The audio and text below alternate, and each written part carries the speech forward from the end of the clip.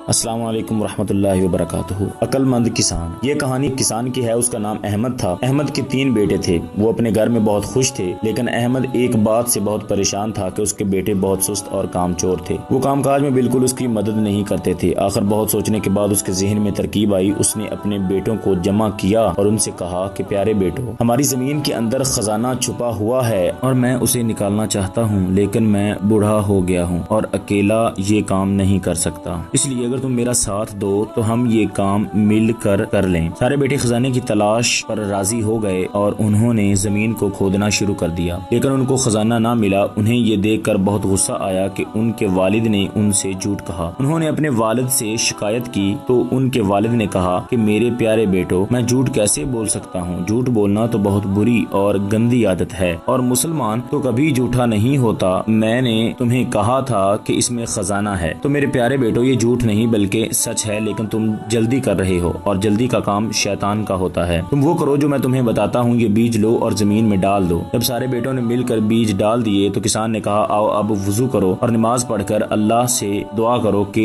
اللہ بارش برسا دے۔ سب نے وضو کیا، نماز پڑھی اور بارش کی دعا کی۔ اللہ نے ان کی دعا قبول کی اور خوب بارش ہوئی اور کچھ ہی دنوں میں زمین میں پودے اگنے شروع ہو گئے۔ کسان نے اپنے بیٹوں سے کہا، دیکھو یہ ہے وہ خزانہ جس کا میں نے تم سے کہا تھا کہ جب کوئی شخص محنت کرتا ہے تو اس کا پھل اس کو ضرور ملتا ہے۔